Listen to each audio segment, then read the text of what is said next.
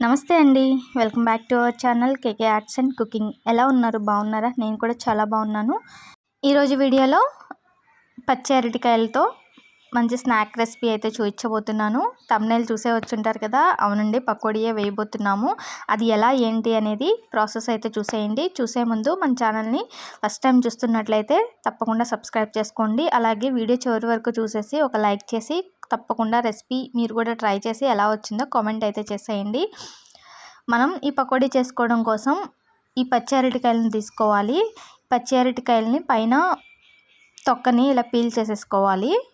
మరీ తెల్లగా వచ్చేంత వరకు చేయకపోయినా ఏం పర్వాలేదండి. ఇలా పైన పొట్టు వరకు తీసేసుకుంటే సరిపోతుంది. చూసారు కదా, ఈ విధంగా పీల్ చేసేసుకోవాలి. ఇలా పీల్ చేసుకున్న అరటికాయలని వాటర్లో వేసేసుకోండి. మనకి అరటికాయలు తొందరగా నల్లబడే గుణం ఉంటుంది కాబట్టి వాటర్లో వేసేసుకోండి.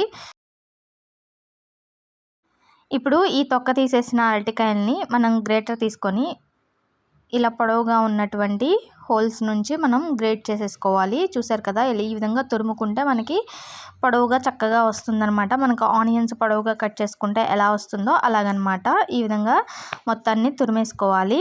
ఈ అరటికాయ తురుముకునే ప్రాసెస్ని చాలా తొందరగా చేసుకోండి. ఎందుకంటే కొంచెం నల్లబడుతూ ఉంటుంది కాబట్టి అరటికాయ తొందరగా చేసుకుంటే ఈజీగా అయిపోతుంది అనమాట. మనకి కావాల్సినవన్నీ ముందే కట్ చేసేసుకొని తర్వాత లాస్ట్లో అరటికాయని తురుముకోండి. చూసారు కదా, నేను 2 పీల్ చేసుకున్న అరటికాయలని తురిమేసి ఒక గిన్నెలోకి అయితే తీసేసుకున్నాను. చూడండి, ఇలా పొడవుగా తురుముకోవాలన్నమాట. అప్పుడు బాగుంటుంది పకోడీ వేసుకోవడానికి. ఇప్పుడు దీనిలోకి కొన్ని ఇంగ్రీడియంట్స్ అయితే యాడ్ చేసుకున్నాము. 2 మీడియం సైజు ఉల్లిపాయలని పొడవుగా కట్ చేసి వేసుకోవాలి. అలాగే మనకి కారానికి తగ్గట్టు పచ్చిమిర్చిని కూడా సన్న ముక్కలుగా కట్ చేసి వేసుకోవాలి. మనం దీనిలో కొంచెం కారం కూడా యాడ్ చేసుకుంటాము. మనకి పచ్చిమిర్చి కారం సరిపోతుంది అనుకుంటే కారం యాడ్ చేసే పని లేదు. అలాగే కొంచెం కొత్తిమీరని సన్నగా కట్ చేసి వేసేసుకుంటున్నాను. దీనిలోనే కొద్దిగా కరివేపాకును కూడా చిన్న ముక్కలుగా కట్ చేసుకొని వేసుకోవాలి. టేస్ట్కి సరిపడా ఉప్పు, అలాగే కొద్దిగా కారం. మీకు పచ్చిమిర్చి సరిపోతుంది అనుకుంటే కారం స్కిప్ చేయండి. అలాగే 1 కప్పు వరకు శనగపిండి తీసుకుంటున్నాను. 2 టేబుల్ స్పూన్లు బియ్యపిండి తీసుకుంటున్నాను. వీటన్నిటిని మిక్స్ చేసేసుకోవాలి. వాటర్ అనేది అసలు వేయాల్సిన అవసరం ఉండదండి మనకి, ఎందుకంటే ఆనియన్లో వాటర్ కంటెంట్ ఉంటుంది. అలాగే మనకి అరటికాయలో కూడా వాటర్ కంటెంట్ ఉంటుంది. ఆ వాటర్తోనే మనకి పిండి అంతా చక్కగా కలిసిపోతుంది అనమాట. దీనిలో జీలకర్ర కానీ వాము కానీ మీకు ఇష్టమైతే వేసుకోండి. నేనైతే వేయట్లేదు. చూసారు కదా, ఈ విధంగా మొత్తం కలిపేసుకోవాలి.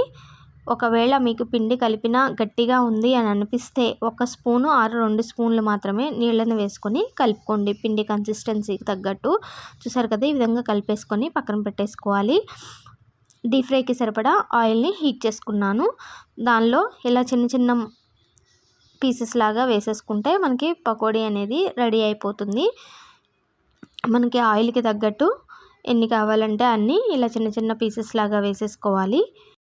మనం 2 టేబుల్ స్పూన్లు బియ్యపిండి వేసి కలిపాం కాబట్టి మనకి పకోడీ అనేది క్రిస్పీగా వస్తుందండి. మీకు క్రిస్పీగా వద్దు, మెత్తగా కావాలి అనుకుంటే బియ్యపిండి స్కిప్ చేసి ఓన్లీ శనగపిండితో చేసేసుకోండి. చూసారు కదా, ఇలా 2 వైపులా తిప్పుకుంటూ కాల్చేసుకోవాలి. కొద్దిగా గోల్డెన్ కలర్ వచ్చేంత వరకు పకోడీని అయితే కాల్చుకోవాలి. ఈ పకోడీ అయితే చాలా టేస్టీగా ఉంటుందండి. ఒకసారి తప్పకుండా ట్రై చేయండి. మీరు అరటికాయతో చేశారని తిన్నవాళ్ళు అస్సలు కనిపెట్టలేరనమాట. అంత బాగుంటుంది, చాలా టేస్టీగా ఉంటుంది. మీరు చెప్పే వరకు కూడా వాళ్ళకి మీరు అరటికాయతో పకోడీ చేశారని అయితే తెలీదు.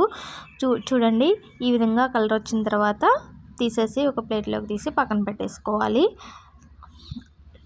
ఇదే విధంగా మనం కలుపుకున్న పిండిని అంతటినీ కూడా ఎన్ని వాయిల్ అయితే అన్ని వాయిల్ వేసేసుకొని పకోడీని అయితే రెడీ చేసేసుకోవడమేనండి. చూసారు కదా, నేను రెండోసారి వేస్తున్నాను. ఆయిల్లో వేసేటప్పుడు కొంచెం జాగ్రత్తగా వేసుకోండి. ఆయిల్ చింది మీద పడకుండా ఉంటుంది. చిన్నగా వేసుకోండి. పిల్లలకు కూడా చాలా బాగా నచ్చుతుందండి టేస్ట్. ఒకసారి తప్పకుండా ట్రై చేయండి. చూసారు కదా, పకోడీ మన రెండో వాయి కూడా అయితే గోల్డెన్ కలర్ వచ్చేసిందండి. మరీ ఎక్కువ కలర్ రానియకండి. ఈ మాత్రం కలర్ ఉండి తీసేసుకోండి. తర్వాత మళ్ళీ కలర్ ఎక్కువ వచ్చేస్తాయి. అంతేనండి, నా పకోడీ అయితే రెడీ అయిపోయింది. మీరు కూడా తప్పకుండా ట్రై చేస్తారు కదా. ఒకసారి ట్రై చేసి టేస్ట్ ఎలా వచ్చిందో నాకు కామెంట్ సెక్షన్లో అయితే తప్పకుండా కామెంట్ చేయండి. నేను చేసిన పకోడీని మా ఇంట్లో వాళ్ళకి పెడితే వాళ్ళు అస్సలు కనిపెట్టలేదండి. మామూలు పకోడీ అనుకునే తినేశారు. తిన్న తర్వాత నేను చెప్తే అరటికాయ పకోడీనా అంటే అవునా అంటున్నారు. అంత టేస్టీగా ఉన్నాయి. చాలా బాగున్నాయి. చూసారు కదా, క్రిస్పీ పకోడీ అయితే రెడీ అయిపోయిందండి. మీరు కూడా తప్పకుండా ట్రై చేయండి. ఈ పకోడీని ఇలా చేస్తే ఆయిల్ అనేది పీల్చదండి. చూసారు కదా, చాలా క్రంచీగా చాలా క్రిస్పీగా అయితే వచ్చేసాయి. టీ టైమ్ స్నాక్ లాగా పిల్లలు స్కూల్ నుంచి వచ్చేసరికి చేసి పెట్టొచ్చండి. చాలా బాగుంటాయి. ఒకసారి తప్పకుండా ట్రై చేయండి. మన వీడియోని ఒకసారి లైక్ చేయండి, షేర్ చేయండి.